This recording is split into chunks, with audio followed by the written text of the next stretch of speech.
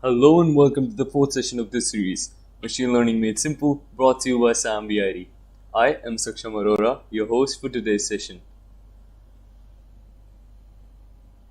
And I see that people are still joining us, so let me just remind you or sort of give you a recap what we had in the previous session. So at first I introduced you to the hidden ML algos that we use even some of the times unknowingly, and then we hit the core of the basics where we learned some regression models like simple linear regression, multiple linear regression, polynomial regression, and support vector regressions. And I promised you at that time that I'm going to take you deep into the support vector machines the next time. So now that we are here, let's get started. So we're going to look at some different models of classifications first, and then with the knowledge gained, I'll try to reinforce the information with the regressions so that if you had any doubts or something left at that time regarding the previous sessions, they'll all be cleared here.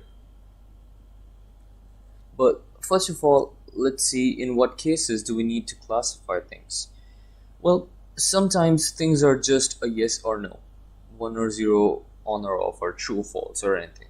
For example, a mail being considered spam or not, alright, or a call being considered as fraudulent or not, or a certain tumor being classified as malignant or not, whether this tumor is persistent or is just it's just the biological term you don't really need to know. In all these cases, there aren't prices to be predicted, there aren't salaries that are predicted. These are merely, for instance, let's say Boolean results, alright? So I guess enough with the introduction of classification. Let's get started with logistic regression.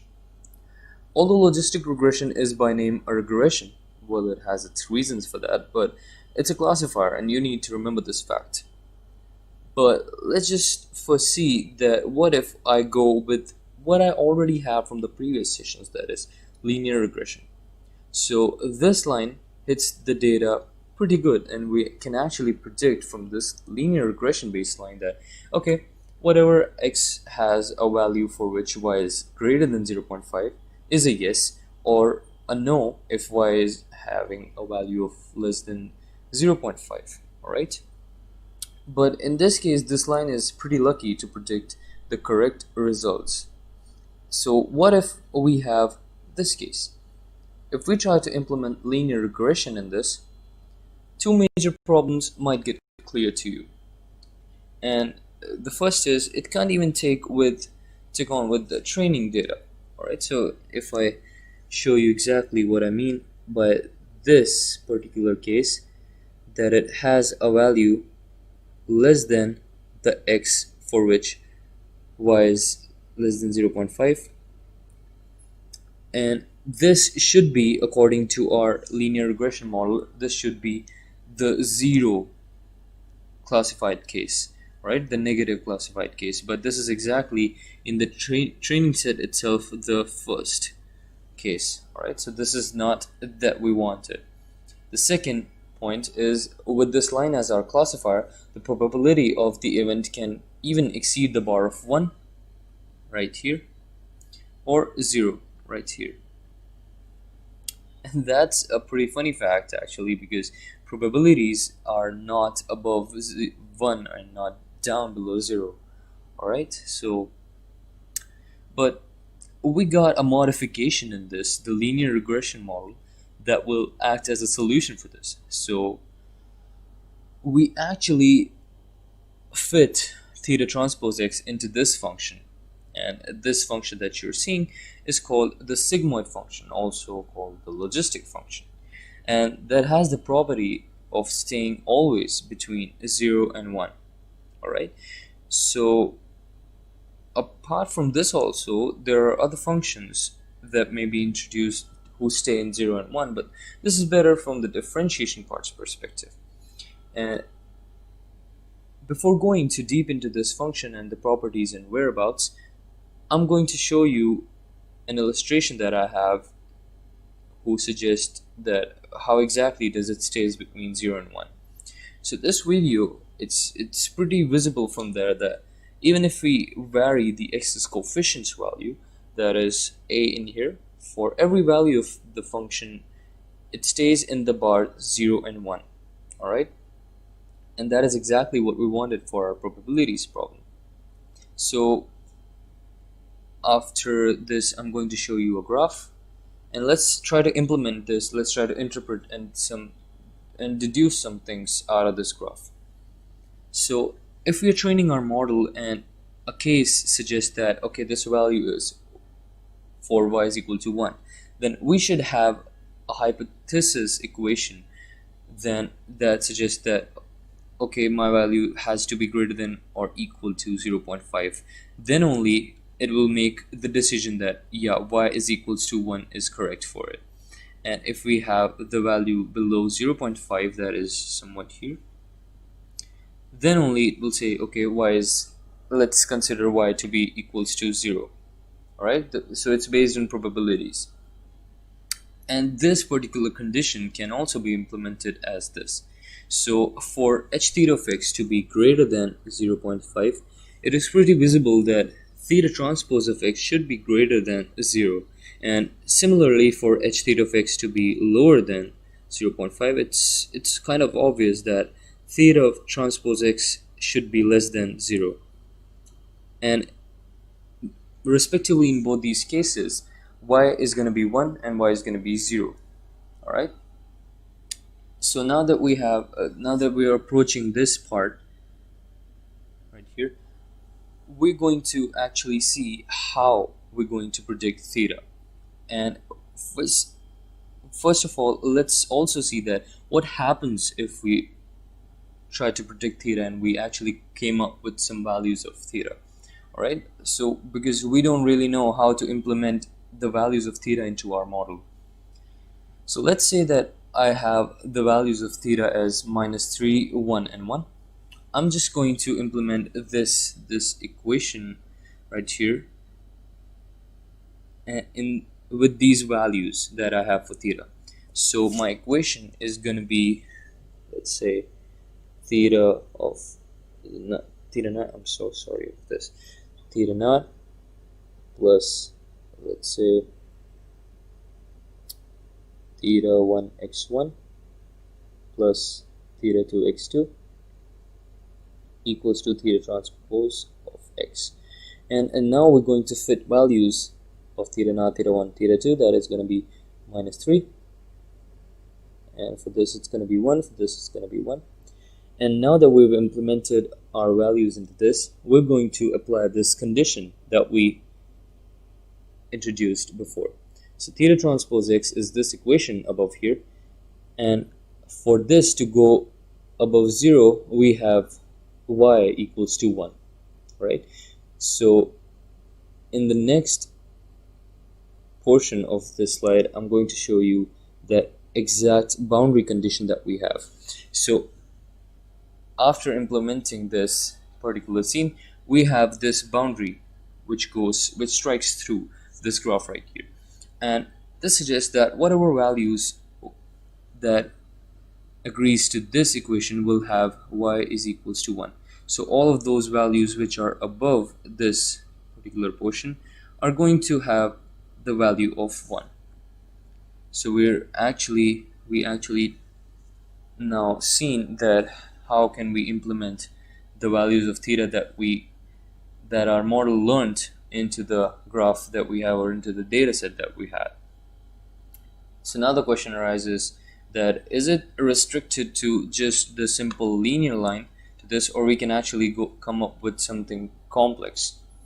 So we can actually use these polynomial and higher degree terms in our hypothesis equation, and on the basis of that we can get something like this circle in here, or we can go for more complex structures and come up with somewhat like this.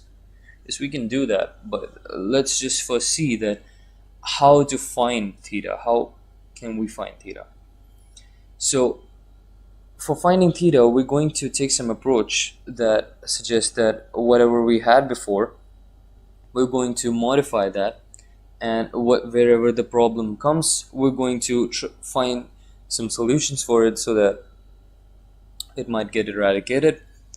And but let's see that what happens if we choose the same function that we had for linear regression. All right, it is seen and it is being researched that if we use the same function for logistic regression that we had for linear regression, we're going to have somewhat graph which come up like this.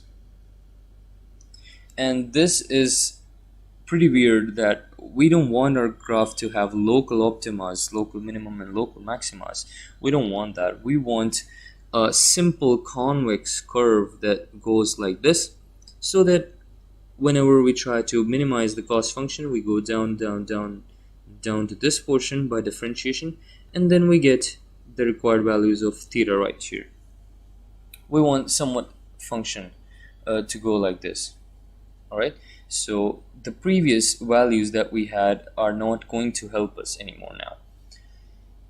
So we're going to build a model that will predict that h of x, that value of h of x where the cost function is minimum. That is kind of an obvious term because our model always predicts the value of hx where the cost function is minimum.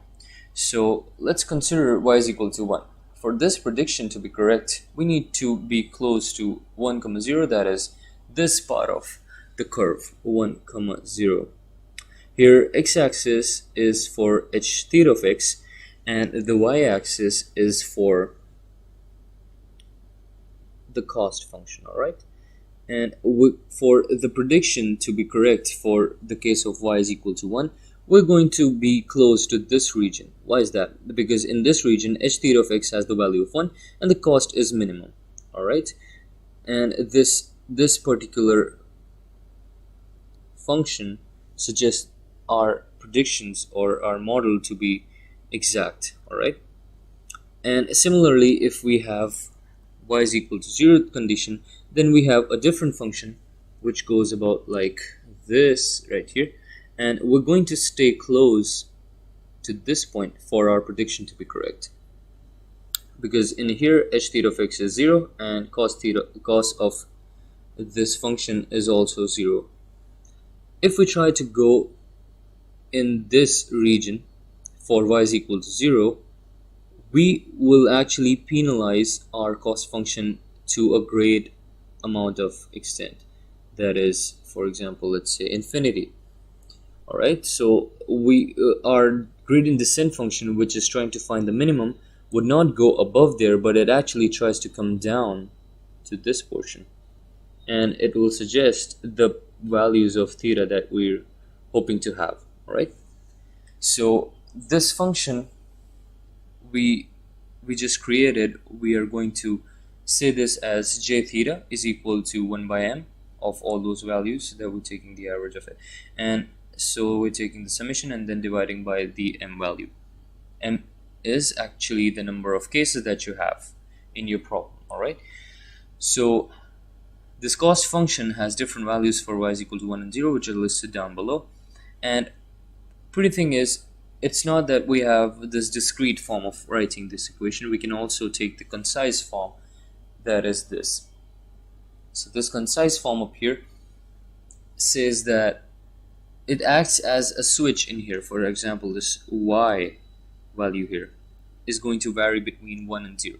So when it's a 1, this particular term is going to persist in the equation and this goes 0. And when it's a 0, this particular term is going to be reduced from this whole equation, and we are left with this particular term in here. Alright, but our gradient descent algorithm is all about this differential part. Alright, you know about this alpha, the learning parameter, and this differential part, and how do we come about reducing this theta of j so that we can get the result of theta what we want, and we have to simultaneously update that. You know that, all sort of things, of course, from the previous sessions. Alright, but you can obviously try to give it a shot, differentiate it by yourself, this j theta of differentiate it partially by theta j, and try to come up with a solution. Or if you don't want to do that, don't pause the video and just stick with me and see this solution that I have. Alright, so let me just first erase all the things that I have on the slide. Yep, so this solution that I have for differential part, you can actually, if you're not a math guy, you can actually just leave this and come up with this part right here. Take this part, that's the final answer of this whole calculation, the complex calculations, and just implement this part on this one. So now we are having this particular function that we just solved, and our gradient descent algorithm completes. One thing that is pretty noticeable in this, it's that we're having the same function that we had for linear regression, and just there's one difference of hypothesis equation. That is, previously we had a linear equation which had multiple variables in it, or maybe the polynomial equation which has higher degree values in it, but here we have a sigmoid function in the form of h theta of x. Alright, there's just one difference which will help us predict our values, which are going to be retained in 0 and 1. Alright, so now that you've learned how to calculate, how to come up with the gradient descent algorithm, I'm going to show you an upgraded part of this, that is the multi-class classification. So for example, if you want to predict your weather, that whether the weather is sunny, it's rainy, it's cloudy, or it's cold, alright, so you're going to have different classes, more than 2 classes in that case. So for example, if we have this scene that is shown in this figure, we're actually having 3 classes, and we need to classify, let's say for example this point right here, we need to classify to which class does it belongs, this point. Alright, so this algorithm is also known as one versus all, or the multi-class classification, in which the logistic regression suggests that whatever case you are taking at a time, take that as a positive one and leave all of the other cases as the negative example. Alright, so these are the cases that are negative, and this case is the positive one. So the logistic regression model is going to implement a line like this, the boundary condition like this, which is going to separate this data. And now that this data is separated, we're going to actually see that whether this point is a positive or not, and on that basis we're going to have a probability that this point is stronger. Where does this point is stronger? So if this is in here, we're going to have a line like this, or if it is in here, then we're going to have a line like this, and whichever class it comes down or it belongs, it's pretty obvious that it belongs to the square part, so we assign this as the square part. In some more complex cases, it takes the values of the predictions, the probabilities, and it compares to all along. For example, that for this case, this point has a probability of getting into the triangular class as 0.1, and for this case it has 0.6, and for this case it has 0.3. So it compares all the probabilities and then it assigns, and this happens in some more complex cases. So now that you've understood multi-class classification, I'm going to show you the coding part. I'm going to get you to the coding part right now, and let's open Jupyter Notebook for this so that I can show you pretty quickly what is about to happen. Alright, let's go to desktop, the webinar part, logistic regression, Python, and the notebook.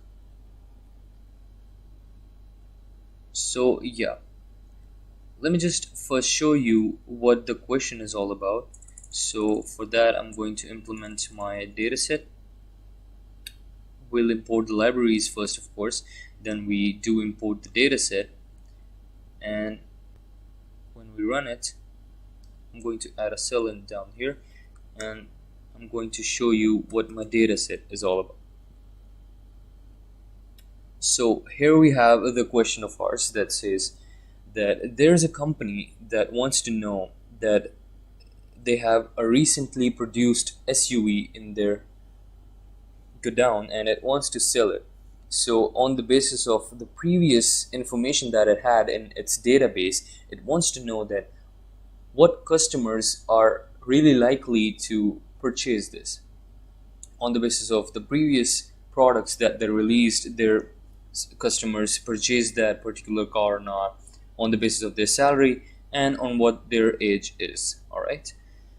So we have these sorts of information, and for this particular case, as it's pretty visible from here also, we're going to just take the 0 first, 2 to the 3, this particular cell up here, which is going to take these 2 columns, and we're going to make our X matrix the independent variable matrix from this.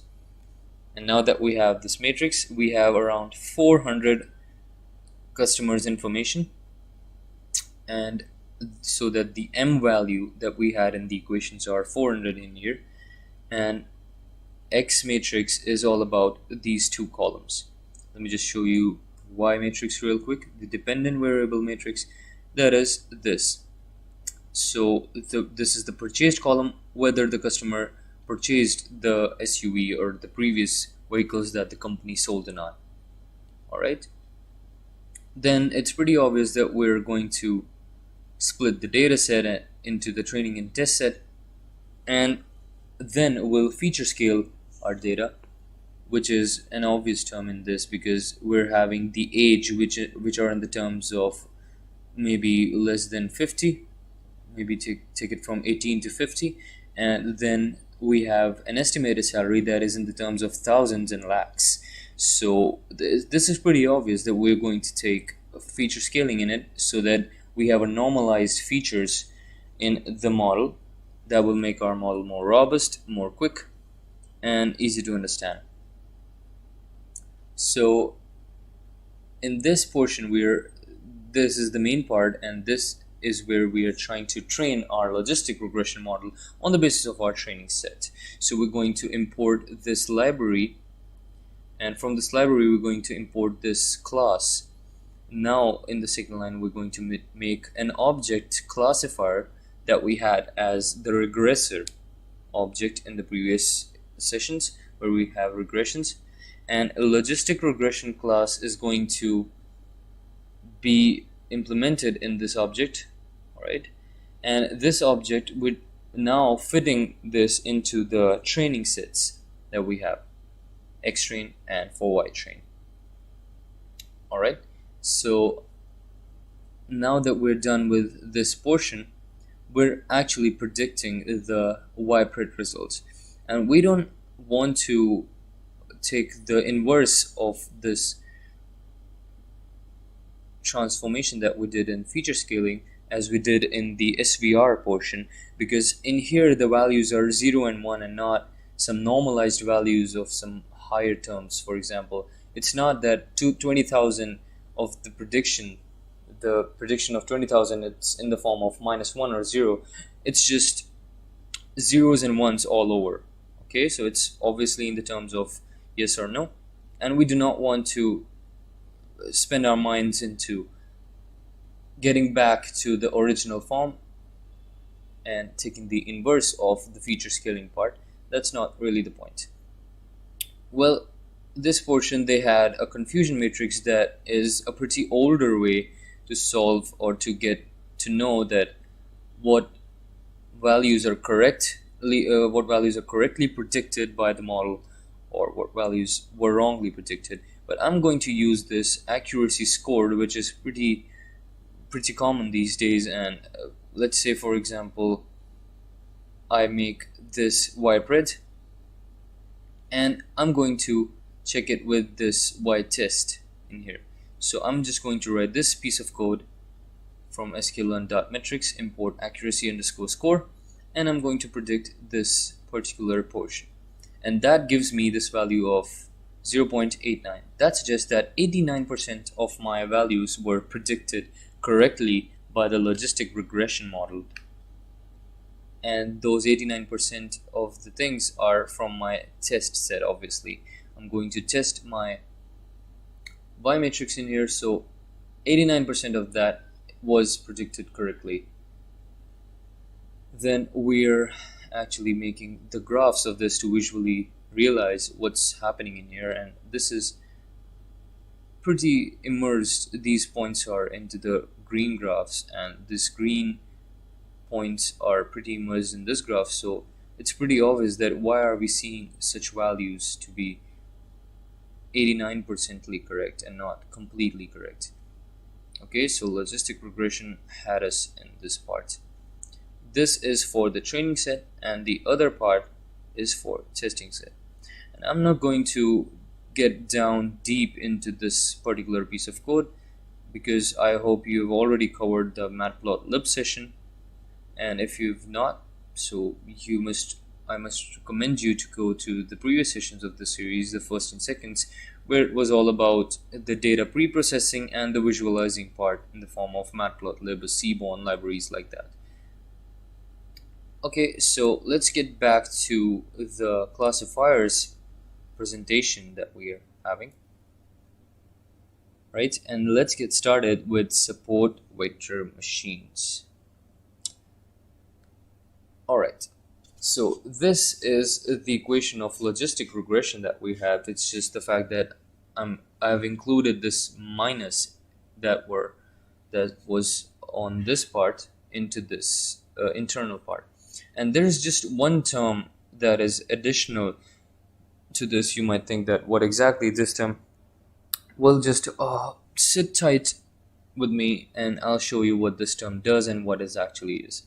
But we're actually trying to focus on how SVMs are different than logistic regression, how it's more robust.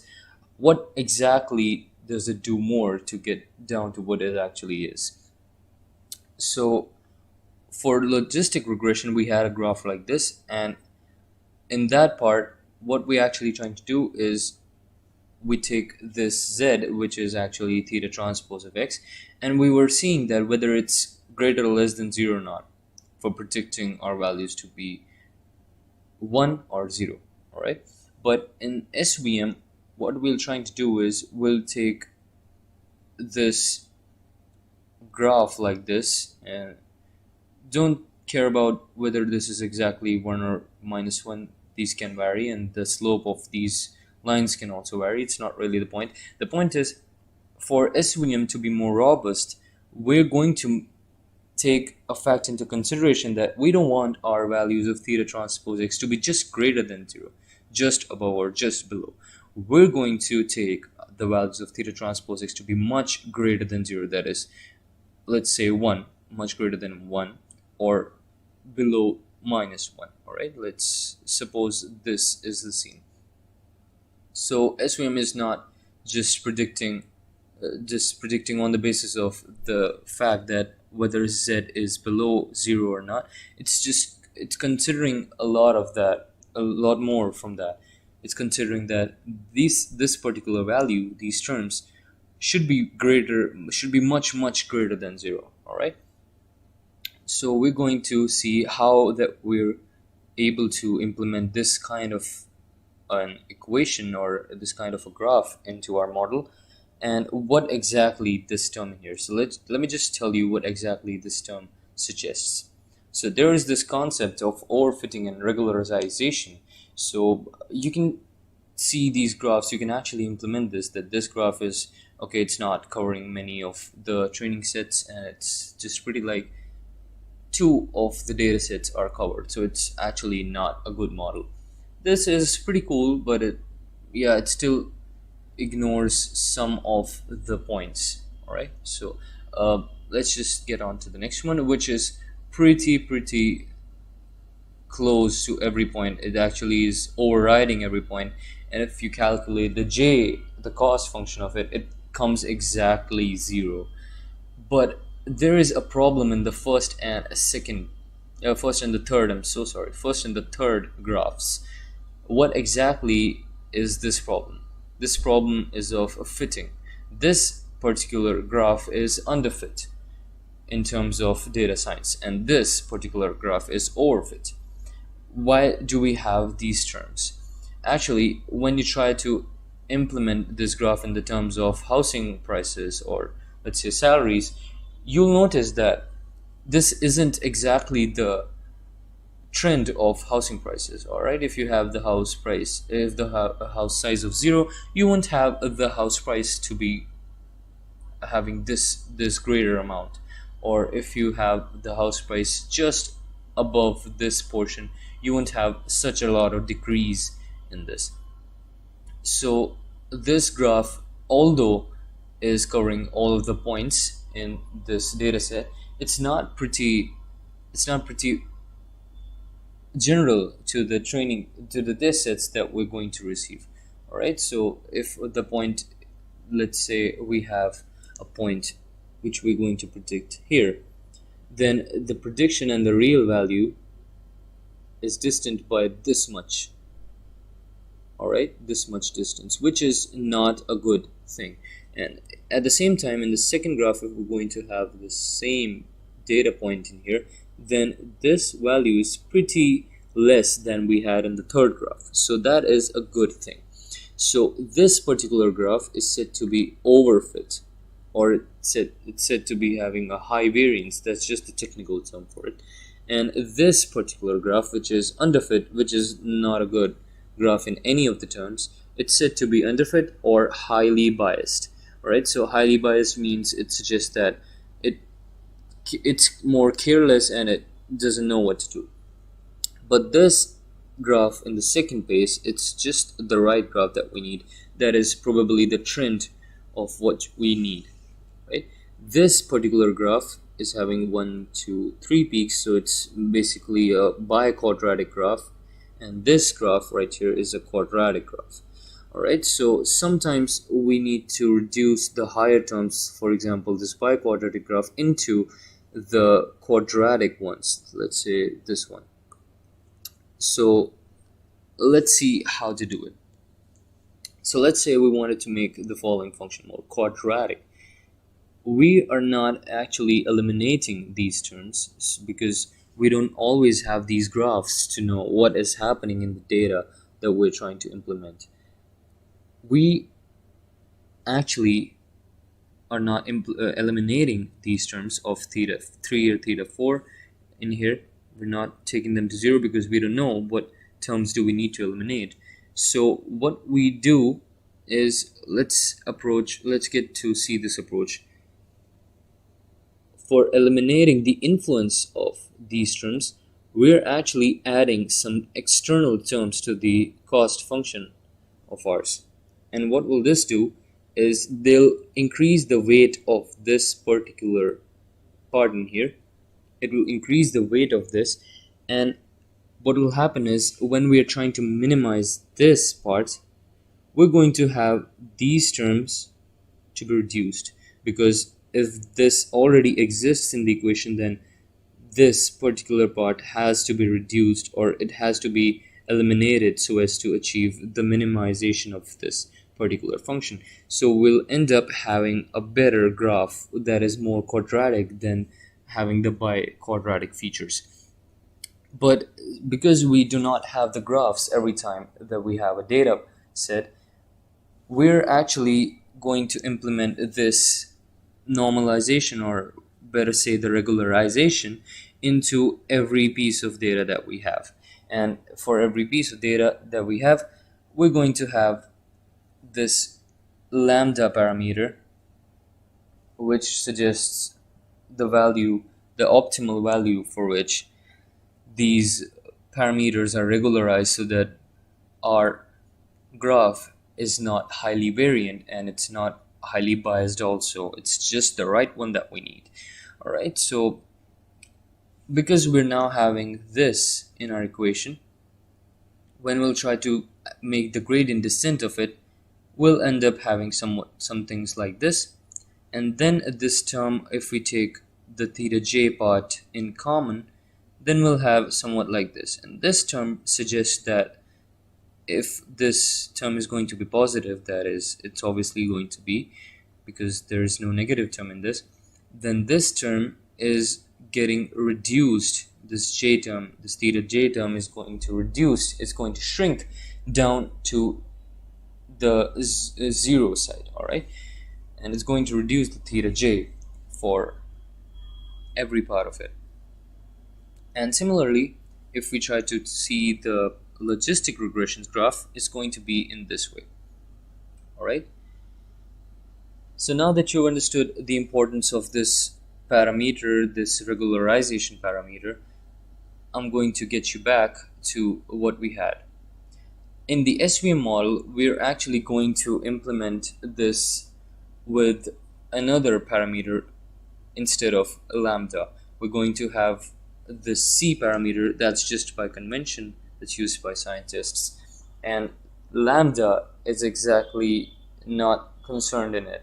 But the function of the C can be related to 1 upon lambda, right? So it's kind of acting here like 1 upon lambda, because if you were having this lambda right here, then it was going to lift up the weight of this portion and lower down the weight of this portion. But if you're having a parameter in here, then this particular weight can be controlled by increasing this, and this weight, when the first element is increased, this will go down. Alright, so the C is acting as 1 upon lambda in it. So what is the approach of ours in this? Why did we actually study this term in here? Well, support vector machines use exactly this term to have those boundaries that we saw in simple the SVR, the regression part. Alright, apart from the boundary condition, they have these margins, and these margins are on the basis of this particular term in here. So that's the basic idea of SVM, and in this slide there is actually shown that the improvements that we've made from the logistic regression part, we just not want our model to be greater than 0 or equal to 0. We want it to be pretty much above the bars of 0 or pretty much below the bars of 0, that is, let's say 1 or let's say -1. So we'd want to do that. And let's say this example, let's consider this example. There can actually be many lines that will separate this linearly separable data set. That, for example, one line can be this. But this line is pretty absurd, that it is naturally seen that this line isn't the best line that we have. For example, there can be this data set, this new test set, that is more likely to be a cross, but this boundary suggests that this is concerned towards the circle part, the negative part. Alright, so this line is pretty much not that we wanted. Or let's consider a bit worse condition than this. Let's say, for example, this one.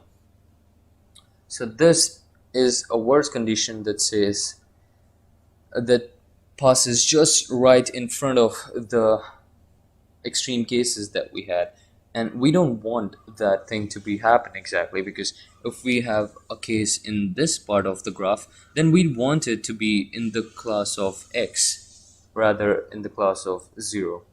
Alright, so what the support vector machine does is it builds this kind of a model which has these margins, these large margins in here, and it tries to maximize this distance between them. Right, this distance is known as margins, and it tries to maximize this distance between these margins. So for example, let's say in the yellow line there are a little margins in here, and it's pretty not obvious that our model is going to implement it, because our main aim is to maximize the margin. Okay, so now that you understood what is the role of margins and what we're actually trying to approach, I'm going to get you back to the previous slides and suggest you one thing, that for the next slides we're going to assume that C here is, we're taking it to be very large. Alright, so for this to be very large and also minimal for the first element, this term, this whole term is approaching to 0. We have to do it because if this term has to be very large, for example, let's say 100,000, then this term in here has to be approaching to 0. All right. And now that this term is, let's say, is actually 0, then this term, this whole term, if it is a 0, then c into this 0 is going to be 0, and we're going to be left with this particular portion, just this one. All right. And now that we have seen this portion right here, I'm going to give you some more intuition about the parameter c. C parameter, if it's a large one, it's more strong in the case of sensitivity of the support vector machines. Let's, for example, say that we have some positive cases in here and some negative cases in here, and one positive case is in this portion of the graph. All right. What happens then? If we choose C to be very large, there will be a line, let's say, which crosses like this. All right, but it's not that the case every time. For just one value of positive case, we're taking the natural line, which is going to be somewhat like this, to be this. It shouldn't be like that. This is the line that should be predicted, but because of the C getting too large, it's taking consideration of this negligent factor here, and it's trying to implement this line in here.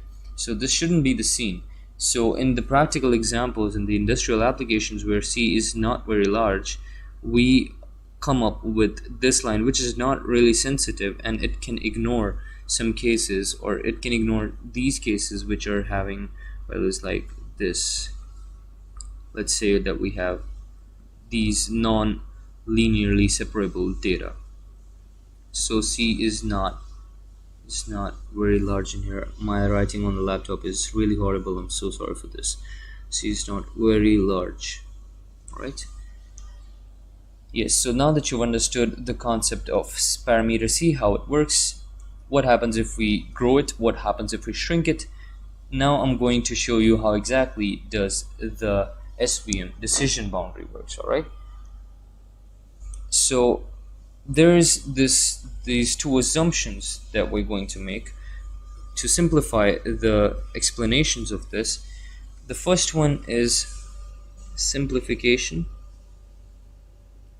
Let me just get my hand over. Simplification,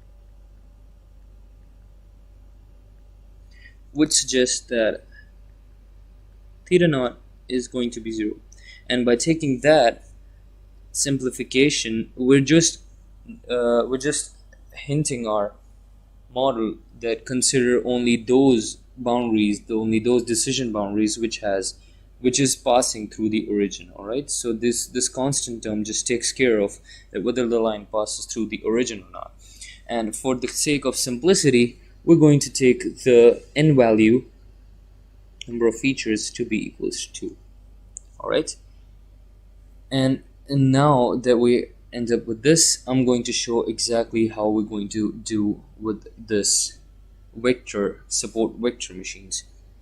So let me just take this portion right here and write it as half of theta 1 square plus theta 2 square. We can actually write it because we're just having n is equal to 2, so we have theta 1 and theta 2, and we have theta naught equals to 0, so we don't have the term of theta naught square. All right, and we're going to write it in this form, which is half of theta 1 plus theta 2, and the squares of these terms, the root of this and the square of this term. So this is exactly the same as this thing right here, but it's just in the form of this, so that we can write it in the form of vector notation in the norm of this vector theta. All right, and the square of it. So this term in here is actually said to be the norm of the vector, which is theta. It's not pretty stable on this screen. All right, no problem. And this theta vector in here is actually theta 1 and theta 2. where theta naught, if you take into consideration, it's 0, so it really doesn't matter. And what is the approach of what we are trying to achieve? So let's just draw some vectors over here and get to know more about it. Let's say that we have the theta 1 value to be here and theta 2 value to be here, and I'm going to make some vectors which end up like this, and let's say that x1 value is here and x2 value is here, and I'm going to draw a vector of x1, that is x, but the case is the ith case. Alright, and this is also the ith one, this is also the ith one. So now that we have this vector of theta in here and the vector of x in here, I'm going to take the value of theta transpose xi, and this can be shown by linear algebra, that this value comes up to be this p of I into norm of theta. I'm not going to into the proof in this, but if you know linear algebra, you might also know that this fact is true. And you might wonder what p is. P is actually the projection of this x over to this theta. Alright, so this particular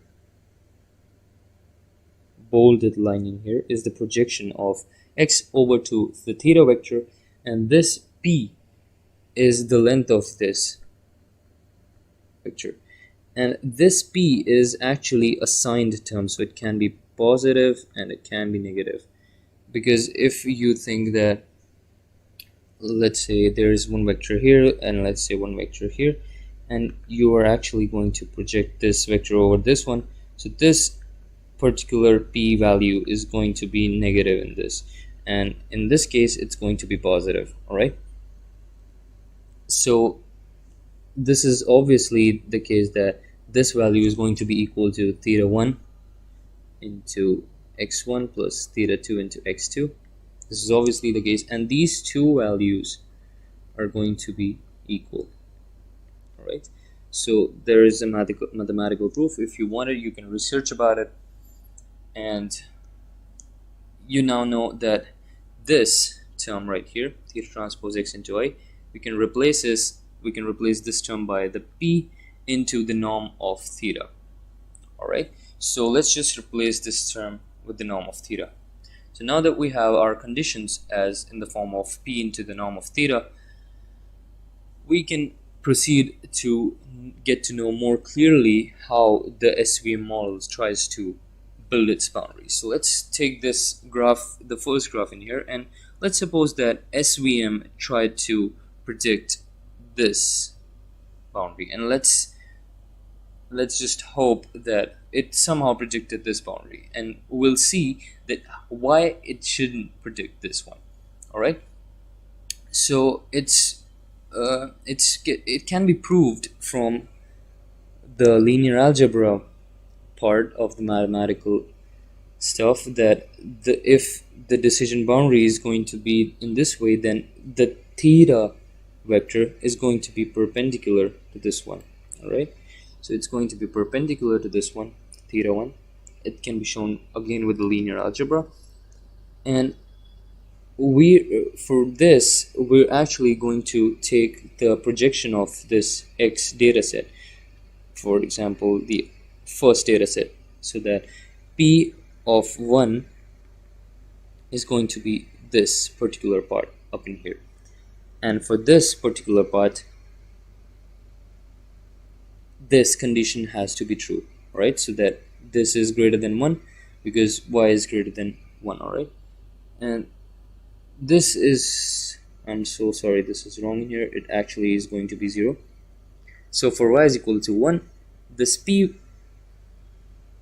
into the norm of theta has to be greater than equal to 1.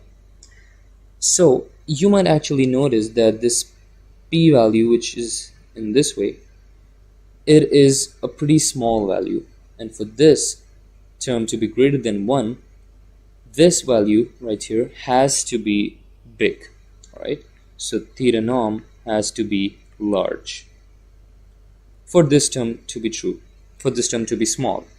And same goes for this, for this. But for this thing, because of the theta getting large, our SVM model won't go for this particular scenario. Why? Because we wanted to minimize this part of the equation, and we actually came up down, and we by mistake we didn't minimize this. We actually came up with a model which has a large value of this norm of theta. So this is not going to be the scene that we're hoping for, right? SVM model will not implement this. Instead, it will implement this kind of a graph, which, let me just make it for you. It's kind of like this. And again, if we have this kind of an equation here, a decision boundary, then the theta vector is going to be in this way. All right, theta vector is going to be this, and this is again proved by linear algebra. But in here, what's the difference between this case and this case? In this case, we're having this value, this projection value, the p value, much greater than before. And because this is a greater value, we have the p into the norm of theta to be greater than 1. This equation, we wanted it to be true. And for this, if p is large, then this has to be small to normalize this whole term, right? This has to be small. And if we came up with a problem if we came up with a solution that this theta came out to be small, then we actually predicted the correct results.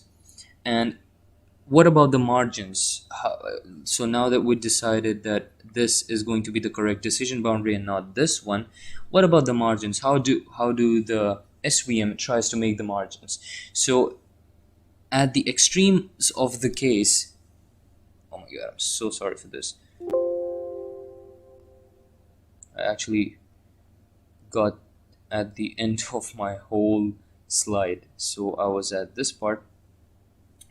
Let me just show you that how it's going to predict this portion.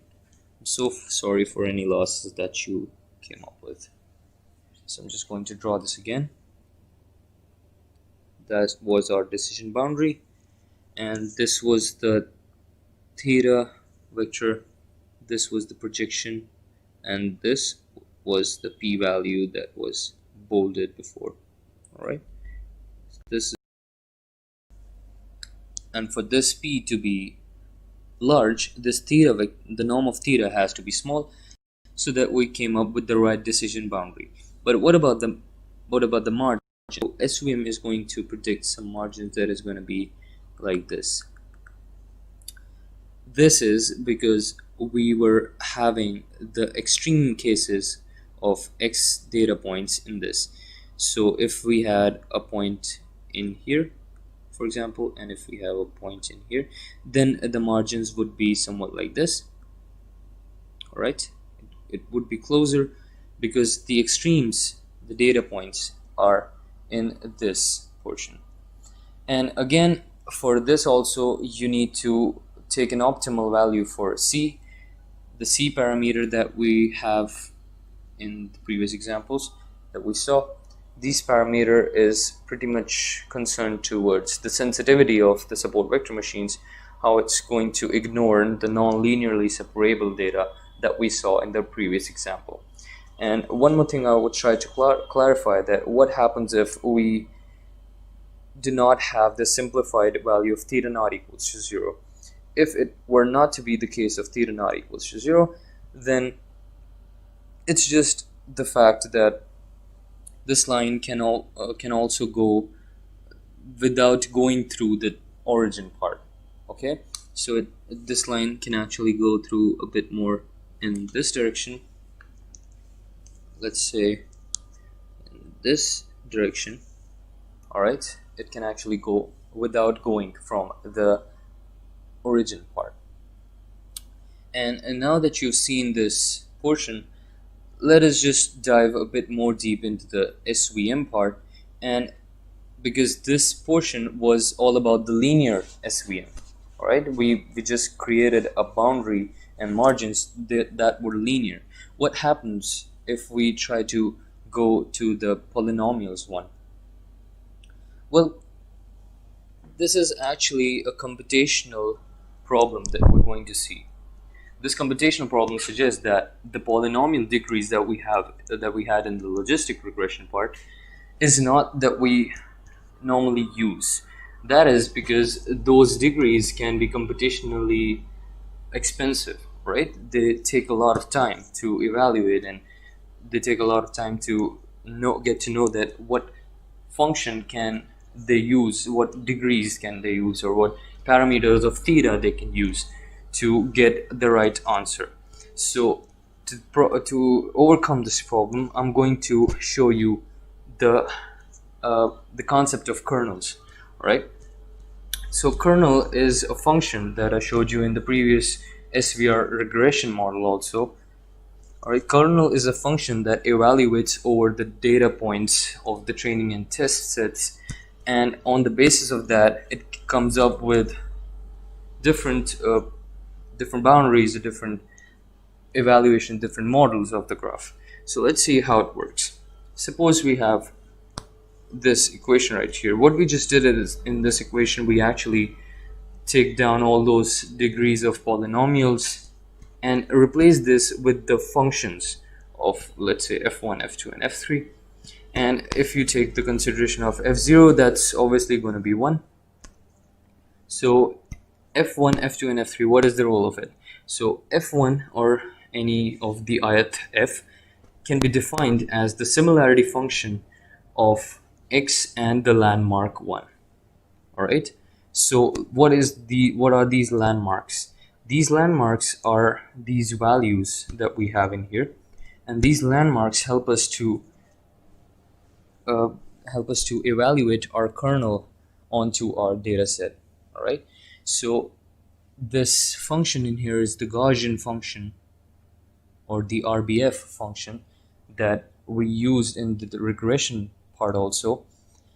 And this is the similarity function. So for example, this part tests the distance between, what is the distance between this x. For example, if I take this x right here, so what is the distance between this x and landmark 1?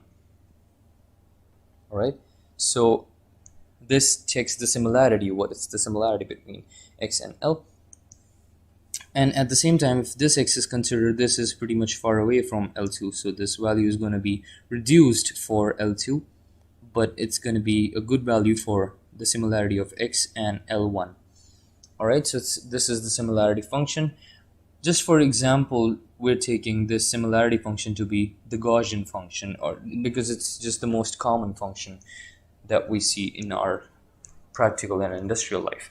So there are other functions also that we're going to see, that, for example, a polynomial function, or there are different sorts of a function that you might know after researching a little bit on this topic. But let's just stick to this part. So there is one more question, that how are we actually going to predict where these landmarks are going to be? All right, where these landmarks are going to be, we're going to predict by this graph that is shown in the slide, the third one, like this one. All right, so what we actually did is we took all of the data points that we have, and we implemented this into this form. All right, we just made this data sets into landmarks. We copied each and every data set into different landmarks, and then on the basis of that, we're going to have a decision boundary which goes like this. Pretty cool, isn't it? I am not going a little bit more deeper into this, but I'm just going to show you that the influence of sigma square that is down in the Gaussian function. So what it actually does is it actually takes your value, so that for example if you have your value to be at this point, or at, let's say for example at this point, and you have the sigma square to be equals to 1, then according to the f1, the similarity function, we're going to predict the value for this coordinate, that is for example let's say this is 4 and this is for example 3, or let's say this is 5, let's say this is 3 or 5 4. Yes, now that we have our value,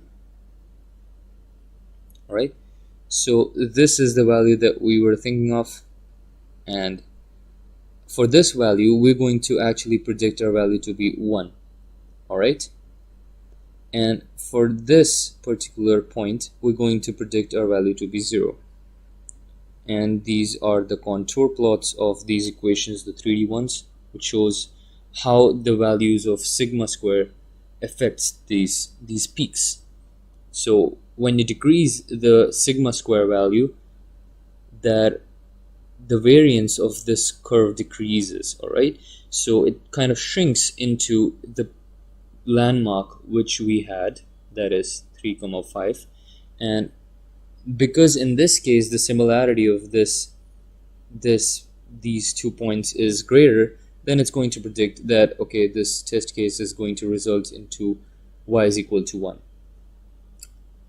And this is actually a really intimidating problem for us to select the optimal value of theta square, because let's say that we have theta square as 3 and we have this blue spot right here which is approximately 2 and 2, all right. At this portion we can actually say that this is going to be probable to approach to 1, y is equal to 1. But similarly in this case, let's say if we have the same 2 cross 2 point, we're going to actually end up with a solution that says that in this case y is equal to 0, all right. So selecting the sigma square also can end up in different results of machine learning models, so we have to choose this factor really optimally, all right. And after we've done with all this stuff of choosing the relations between similarities and then the sigma square if you're choosing the Gaussian function, we're going to end up having this kind of a decision boundary, and this boundary is often drawn by using more than one kernel at the same time. We're using combination of different kernels by multiplying the functions together or by adding these functions together, all right. So that's just a bit more deep part, and I'm not going deeper into that portion, but let's just see a visualization that suggests how the polynomial kernel actually does it. It's pretty visual to see in here. So let's just open this, and you can see that these red and blue dots are linearly inseparable. But if we take the consideration of a 3D space where we take these points into the 3D magnification, then we can have a simple hyperplane diving deep into this and separating these points all over, and then we take this whole 3D model back into the form of the 2D model, and now we're having this hyperplane in the form of a circle that we never imagined, right? So this is actually pretty cool to have a polynomial kernel also, but most of the times we're going to use the RBF kernel, that is, it checks in the form of the Gaussian function, and it checks the similarity on the basis of Euclidean distances, that whether the landmark is having the similar values to the consideration data point. And because of the fact that we've created as many landmarks as we have for our data points, because of this fact, we're taking each and every data point with respect to the other data points. All right. And then on the basis of that, we're calculating the decision boundary. So before starting k-nearest neighbors, I'm going to actually discard this, and I'm going to show you the SVM part, both the linear regression and the kernel SVM part. I'm sorry I said linear regression, I was just busy into finding this. The same things again and again, importing libraries, datasets, splitting, then feature scaling, then training the model and on the test training set. Now we're choosing the SVC library, SVM library, and from that we're choosing the SVC class, and we're making an object of it, and then we're assigning to this. All right, so this kernel is linear for now, and we're going to take this kernel and we're going to make the decision boundary as in the same way that we had for logistic regression first, and then we're going to get the kernel in the form of the Gaussian kernel. All right, so I'm just going to make this confusion matrix in the form of the accuracy score that I had before. So I'll say accuracy underscore score and print accuracy score y test comma y pred that we just predicted. All right, so before handling this, I'm going to run all the cells that I have, run all above, and on the basis of that, it's going to predict the precision of the model, how accurate the model was in terms of predicting. All right, so the above cells got done, and I'm going to, all right, so it says that it's 0.9. In the logistic regression part, we had 0.89, so it got a bit of improved in this, and because of this is a linear kernel, we are actually seeing a linear boundary condition that we have in here, but this is created by SVM, and I'm actually going to give you the contrast of it. Where does it actually got the difference? So this is the logistic regression, and this is the SVM part. So you can see that this line is deflecting as we go to this part. All right, and because of that, we're more tend towards some of the data points to be more accurate, and going from 0.89 precision to 0.9 precision, which is not much, but in the terms of high data set values, that small value is going to make some difference. All right, and this is about comparing the training sets.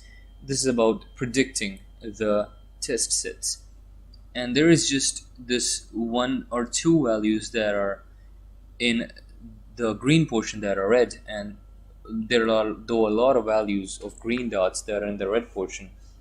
So this is all about the SVM linear kernel, and I'm just going to show you now the kernel SVM portion where we used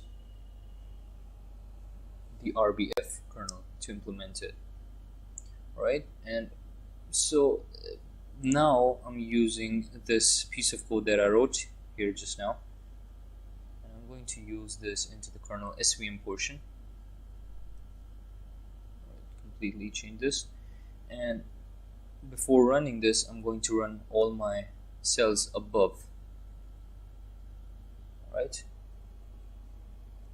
so now that we've completely run the cells above, all right, it's said that the value, the accuracy score, the percentage that how correct our model is, it's 93%.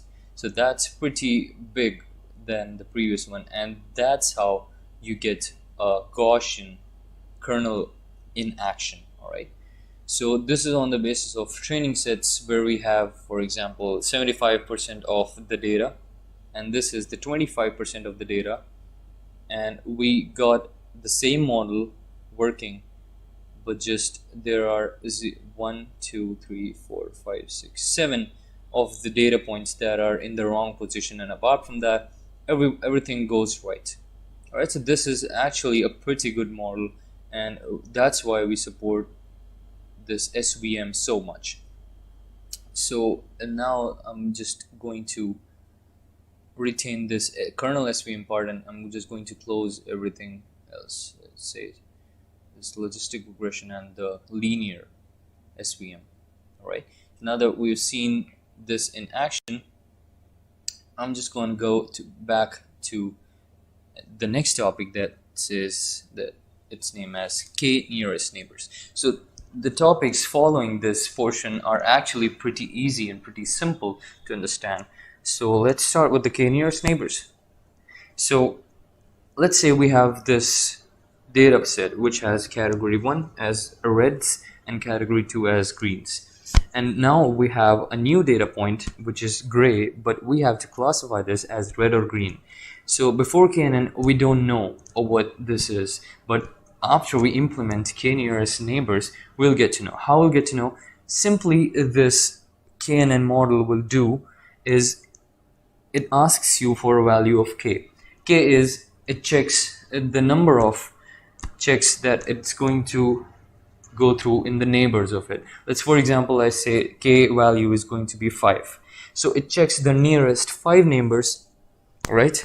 Let's say in this slide, it checks the 5 neighbors in the neighborhood of it, and it counts the number of values. It counts the number of categories that, for example, category 1 is 3 neighbors and category 2 has 2 neighbors. And on the basis of that, on the basis of majority vote, it's going to assign this value as red. All right, this value is going to be red because category 1 has 3 neighbors, which is red, and category 2 lost the vote. So in this case, this point is considered more likely to go to this class rather than this class because it has most of the neighbors in its vicinity, it has as red. All right. So before going to decision tree classification, again, I'm going to show you KNN in action.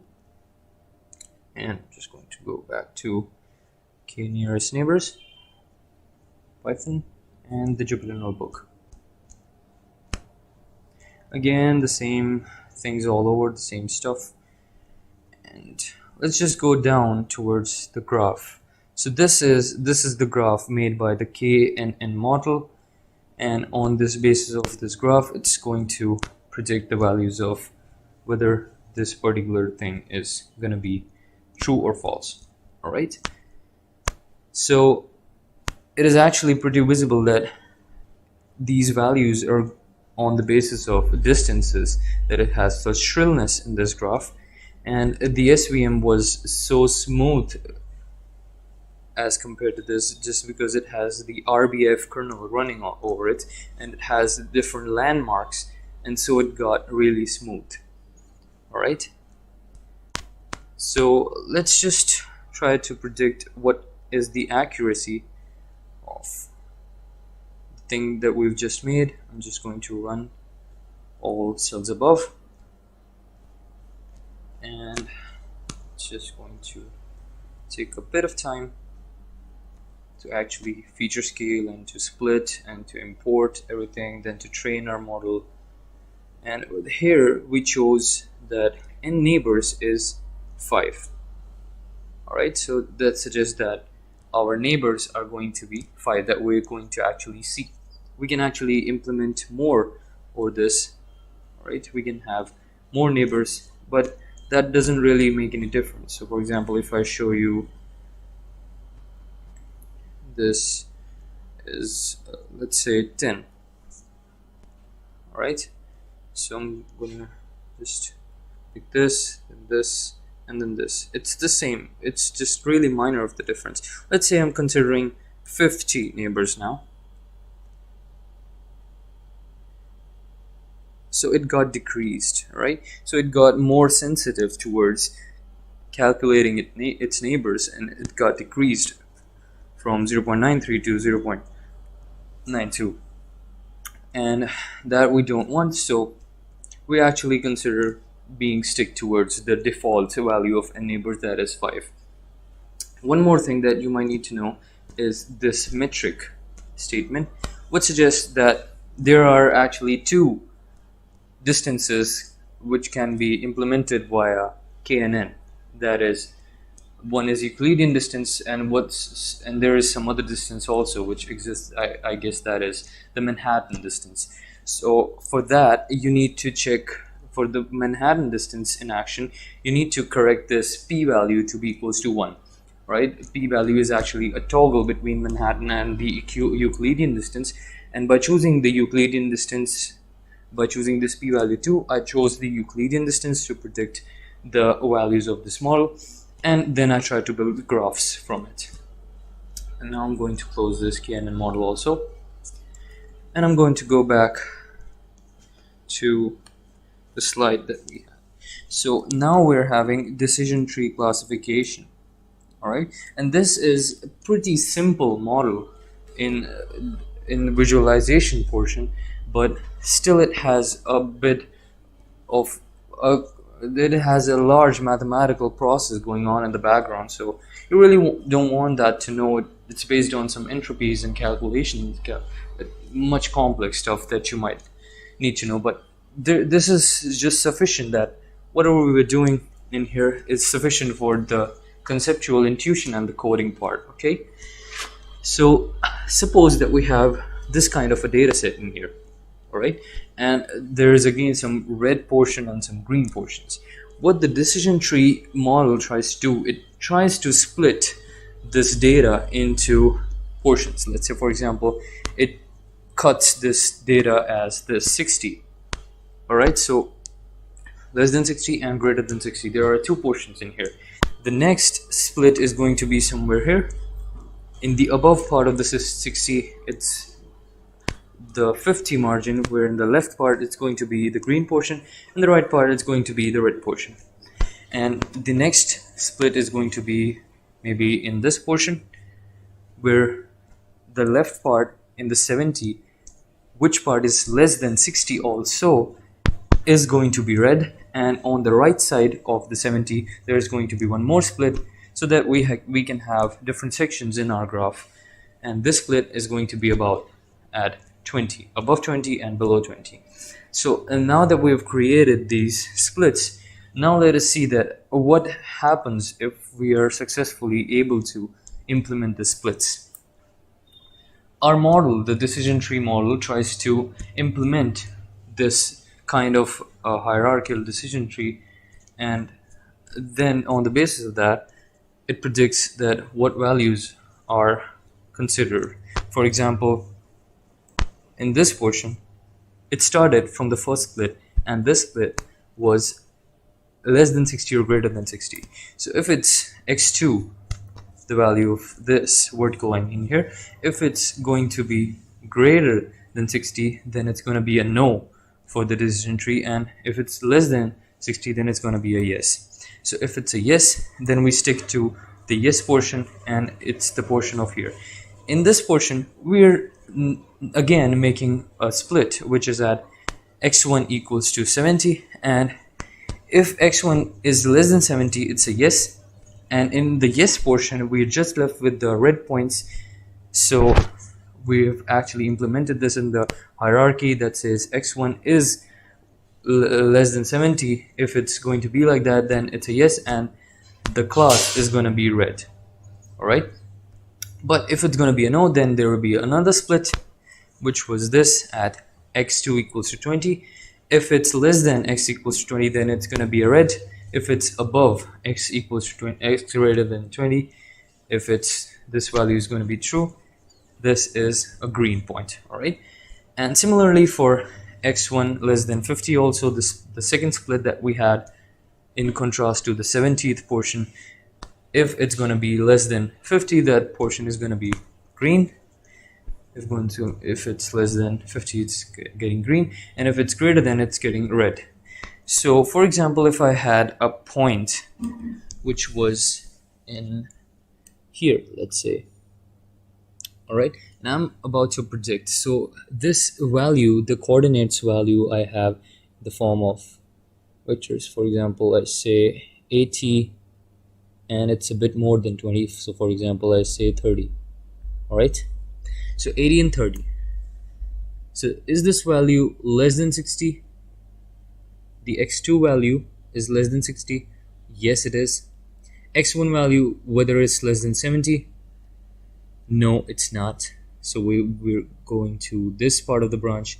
Then x2 value, whether it's less than 20? No, it's not. It's greater than 20. So if it's greater than 20, it's a no, and if it's a no, it's a green point. So we'll then assign this as a green point. Although my marker is a red, don't bother it. I'm so sorry about it. But it's going to be a red point. All right. Oh, sorry. It's going to be a green point. Yeah. So now that you understood the basic working of decision tree apart from the mathematical concepts, I hope it's a pretty visible thing to notice and pretty obvious things that it's going to make. This actually, the decision tree model, is an old method of calculating the predictions, but it is recently reborn with upgrades that is suggested in random forest classifications and gradient boosting. These are the examples that are reborn, right? And these models are much more powerful than decision tree, of course, because it uses decision tree functioning in them, and it then predicts on the basis of some higher degree calculations. So I'm just going to show you the decision tree in working before going to any further. And SVM Decision Tree Python notebook. Alright, so let's just go straight to the graph part. You can obviously see these portions by yourself. Just one thing is there that I'm going to show you and highlight you is the criteria part. It's the entropy that is the criteria in here for decision tree classification, but because it's based on the entropy, as I told you. And there are other parameters also with which you can get to know about them by doing some research. All right, but that's not really the point of this course. We're just going to go down, and can you actually think of what kind of graph we're going to get? Can you make some assumptions? Well, we're going to get something like this. This is actually pretty cool that we're seeing some square splits in the graph. There are bigger splits like this, and there are smaller splits like this. These are such smaller splits in the graph. But the point is that decision tree in this case turned out to be working good, because it actually turned out that it was predicting better results than the logistic regression part. So for example, if I paste it again in this, and if I run cells, if I run cells all above, I'm actually using this keypad and the mouse pad with my left hand, so it's gonna get absurd. Yeah, so never mind, we're going to implement this, and it is a pretty good value, although it's lower than we had for kernel SVM, but it's still greater than both of the previous models that were not the kernel SVM, the linear SVM, and the logistic regression part. All right, so it's pretty cool to see that decision tree, although it's an older method, it actually turned out to be pretty good for selecting this data, because it can go in internals of the other greens or the red portions. All right, but the linear or SVM or the logistic regression was just making one split, either it's the left hand side to be a yes or the right hand side to be a yes or no.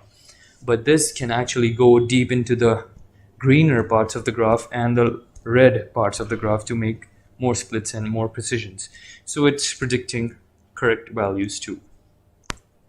and this value I consider that is really good in terms of predictions. So apart from decision trees, I'm just going to go back and open my slide for introducing to random forest classification. So a random forest classification is just a decision tree working in a forest. It's not just one tree, or it's not just the branches, this the few branches of one tree. It's actually a lot more than that. It's let's see it's working, how the algo goes. So you just have to pick at random k points from the data set, and after that you have to predict you have to take those k data points and you have to build the decision tree associated to these particular k data points. All right, so you don't have to go with all of the material that you have. You just have to randomly select k data points, and with those k data points you just have to build one decision tree associated to it. Then you have to take a number of trees. All right, so for example, you chose 10 trees or you chose 20 trees. That's on your opinion. What trees do you want in your forests to be? All right, it can go up to 300 or 500 or even more than that, but it just goes slower, and it really isn't a good choice to make 1,000 and thousands of trees in your decision tree. It really came out to be the same results for even the smaller number of trees, because these are just randomly picked up k data points for your data. So it really doesn't matter if you do the same thing all over 300 and 500 or thousands of times. It's just the same thing all over. And then after choosing the number of trees, you actually have to repeat the steps 1 and 2. And for a new data point, make each of your tree predict the category to which the data point belongs, and assign the new data point to the category that wins the majority vote. Alright, so it again goes like the KNN classification, in which we were relied upon the majority vote. And in this case also, majority vote has a big concern towards the final answer of the prediction. Alright, so this is the whereabouts of the algorithm, how it goes. Now I'm going to introduce you with some industrial applications, that why the random forest is so robust, why it's in the practice of programmers and in the industry. The random forest classifications, the way that it works is often used in face recognition and even in the iPhones. Right, so its technology is used in those parts of the applications where this scattering and this sensing of different organs is based on. And this was taken to further step ahead by Microsoft in 2010 to develop Kinect, whatever it's called, to develop that. And it actually is it's a software come hardware that is connected to your Xbox or your PS, whatever the gaming platform that you use, and it senses your motion on the basis of infrared scanning and random forest classifications to check on how your body parts are moving, and on the basis of that, how you move, it's going to affect your game on the levels or on whatever game you're playing, whether it's a fight game or whether it's a bowling game or whatever. It's kind of like Wii. Alright, so actually I have that documentary of Microsoft which it used in Kinect, so I'm just going to show you that I had in the Chrome. I'm going to open a new tab, and I'm going to drop this link in the description so you can straight away go to this documentary in here, the research document. But in these pictures that you can see, there's just this depth image, and this depth image is converted into this different scattered image, and this image now is converted into this 3D model on the basis of artificial intelligence and machine learning, deep learning parts, and it automatically senses the front side, the top, the bottom, the back, everything it senses on the basis of infrared scanning and random forest classifications. Alright, so you can go through this particular research page. It's really cool to see random forest classification, things you've just learned, into action, into this kind of an advanced model. Alright, so I'm just going to close it, and I'm just going to close this decision tree also, and I'm just going to show you the code of random forest classification now.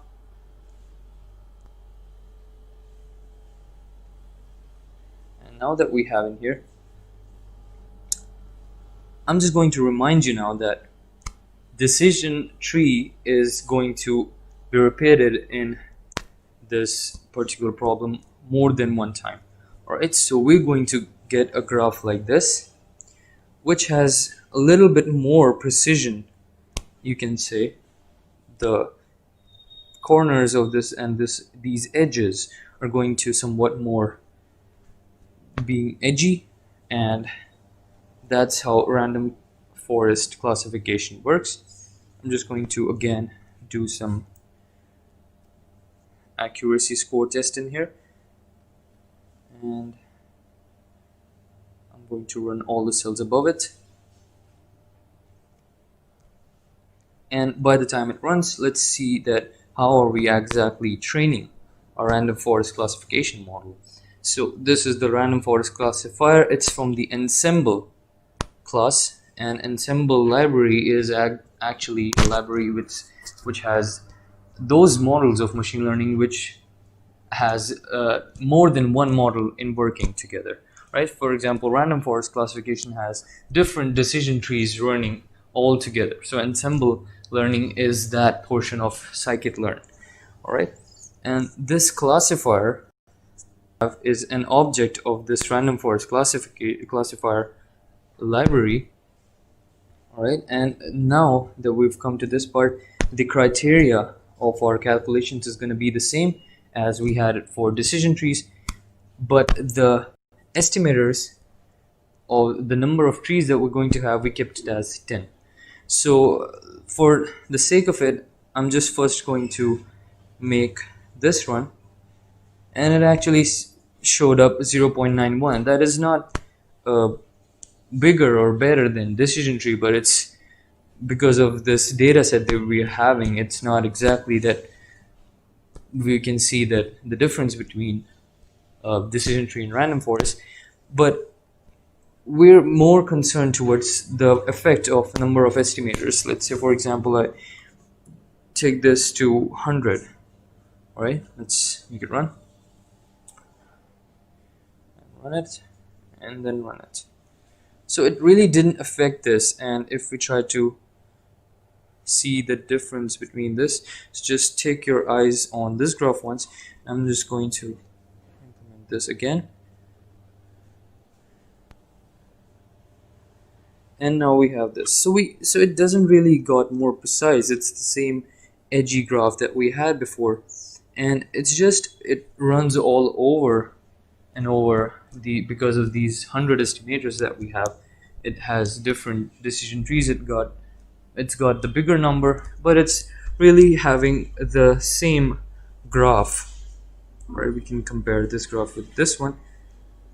Yeah, so it's similar to this graph, and the point is that we really don't have the need to do this because the accuracy score is not improved, even the 0.01%, not that small factor. So if you want, I can take it up to even 500 to show you, and it got increased because of this such high number of estimators now, and the graph also will be a bit different than I suppose than it was. So we have to wait for a little bit because these are a huge number of classifiers, and now we got a different graph, but it was similar to the n estimators being 100. all right, it's much similar to that part. So the main part is you now understood how these things are going to affect And as I promised, now I'm going to just close this. And as I promised that I'm going to reinforce some of the information that we had into the regression part that we just gained from the classification. So let me just add you up in the decision tree classification, because I had you covered all over for the regression and the SVM already. Right? So for the decision tree classification, if you have a point, let's say this point again, which I drew it before, let's say this point, and you have to predict what is the exact amount of this particular point on the basis of all others. So it's going to again split this data set into different portions, and the losing feature of this decision tree regressor is that it takes all the points in this particular data set and it assigns this value to be the average of all the prices. For example, all the prices it takes, and it takes the average and it assigns that average to be this box up here. So for example, if the average price of these data is, let's say, 200, and for these data it's 100, and for these data it's 250. I'm so sorry for my writing again. And this data is, let's say, for example, 50, and this is, for example, 80. So it just assigned this value as 50 because it just lies in this region. So it doesn't really matter to be in this part, in this part, in this part, or in this part. Every value here is going to be assigned the value of 50. So it's not really impressive, but it works in this way in the regression part. But it has significant improvements in the random forest regressions, because it doesn't have just this part to be in action, and it just don't have this lonely box up in here. There are a lot of boxes that are working at the same time and improving the precision of this 50 price up here. So it's not really the average in the random forest case, but I hope you really got the point, and I'm going to discard this. I hope this whole session was really informative to you, and if you got any doubts, you can obviously put your comments down in the comment section. My team and I are always there to help you out.